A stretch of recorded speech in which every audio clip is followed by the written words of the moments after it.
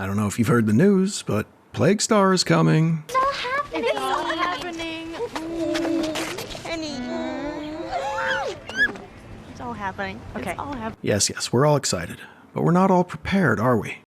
Do you know what you should bring to the big event? It's gonna be sex, drugs, rock and roll, chips, dips, chains, whips. Wow, really? How about weapons? What are you planning to use? You die. She walks out of here with a severe limp. Oh boy.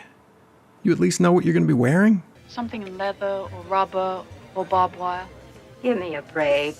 That will actually work really well. As for everything else, I've got some advice to throw your way on today's Quick and Dirty.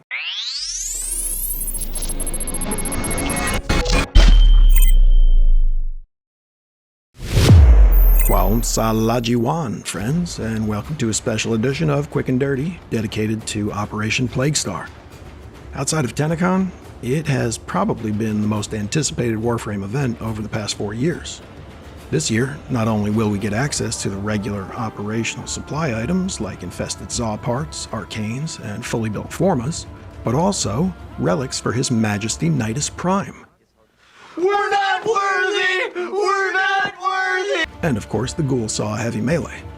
I'm looking to earn those puppies ASAP, which means getting prepared now instead of scrambling when it all drops on September 8th. So I figured, while I'm at it, I'd share some tips with my favorite viewer. That's you, by the way. That'll help you get prepared as well. Just a quick note, I have builds for everything shown in this video on my Discord server. I'll include a clickable invite link in the description below, so please drop by, grab any builds you like, and say hello. Hi. Hi. Hi. Hi. Hi. There are 4 roles that I consider most helpful, or even necessary, when speedrunning Plague Star. Some frames or setups can cover multiple roles, while others just cover one of them but do it extremely well. The first such role is damage, which might seem obvious and not worth mentioning, since everybody should be covering damage in some way, but if you run enough pugs, you'll get people who don't pull their own weight, so it's worth considering.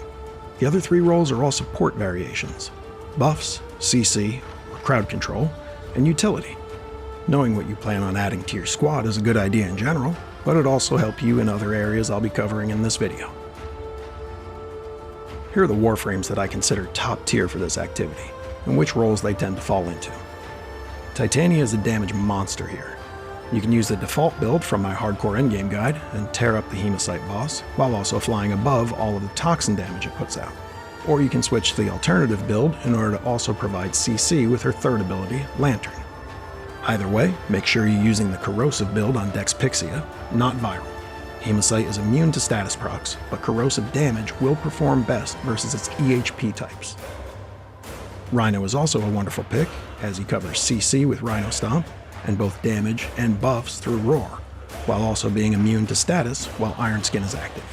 Use the build on my Discord specifically for Plague Star, and if you make any changes, try not to add too much duration. While Stomp is a great way to pause a Hemocyte head while it's open and vulnerable to damage, you're also pausing other heads which may not be open, and it can be frustrating to sit around while the CC wears off. I'm waiting! Wisp is an amazing buff and CC support here, as always. Extra HP helps versus toxin damage, shock motes provide CC you don't have to think about, and boosting fire rate is the best way to drop the Hemocyte's HP quickly. Protea is excellent for CC and utility. No one's ever going to complain about having too much ammo, health, or energy. Hydroid and Necros both have unique utility in that they can provide bonus drops, though Necros' Desecrate may not always have time to trigger on the Hemocyte itself.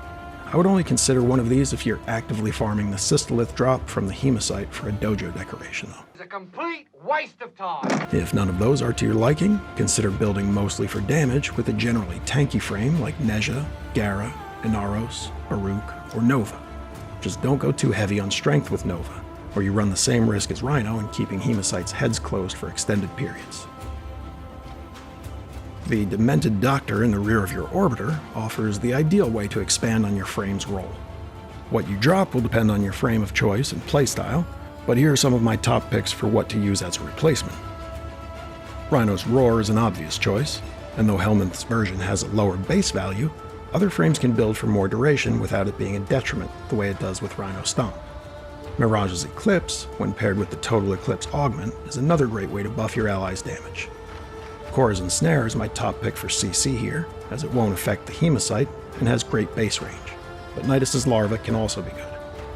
Sevagoth's Gloom grants lifesteal to nearby allies, which is extremely good considering the boss area is likely to be one massive cloud of toxin.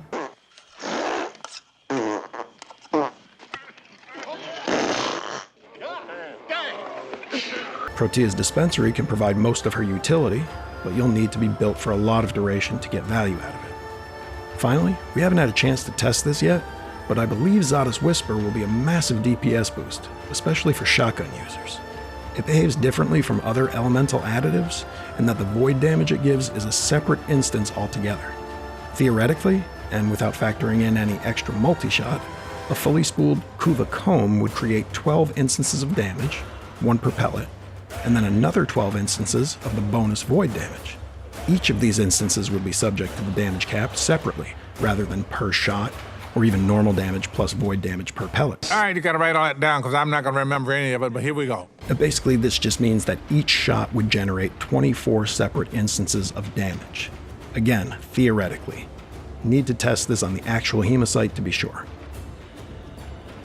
The Hemocyte boss is immune to status effects, and there's a limit on how much damage you can deal to it per shot.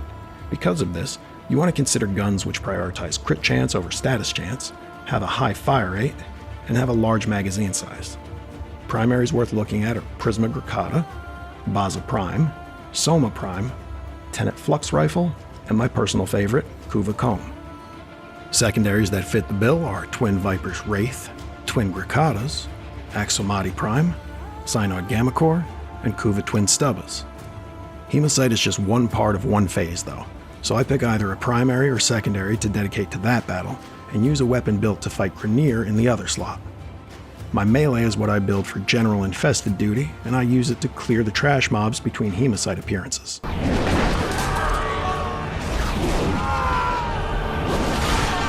My Tenet Grigori build should be perfect for this, so hopefully you've been able to pick one up for yourself. I talked about this earlier, but it's worth mentioning again. If you look at my weapon builds for Plaguestar, you'll see that they all include corrosive damage. If you decide to go with your own build, that's awesome, but make sure it has corrosive so you're dealing maximum damage per shot to the Hemocyte boss. Nobody likes to think about faction mods, I get it, but if you're making a loadout with different weapons dedicated to different portions of this mission, it's something you can set up once and never think about it again. The extra damage the faction mods provide is too good to just ignore. Also, deciding this ahead of time is extremely helpful if your endo budget is small, as you'll only need to rank up one for Grineer and one for Infested, or two if you're like me and plan on using your melee to deal with the trash. To earn the most standing per run, you'll need to craft both Eidolon Phylaxis and Infested Catalyst. If you've done Operation Plaguestar in the past, you already have the blueprints for these. Get crafting now so you don't have to do it between runs later, or even worse, have to stop farming the event to gather materials. Oh god, no, that's disgusting. If you're new to Plaguestar, you can at least buy the BP for the Infested Catalyst ahead of time. It's in your clan's dojo, in the Biolab. And if you don't have a clan, drop me a message in the Discord server and I'll get you an invite to mine. You can also collect the necessary crafting ingredients ahead of time. Plastids, ferrite, and nanospores for the Infested Catalyst, and iridite, grok drool, and nisselpod for the Eidolon Phylaxis. And that's all I got for today.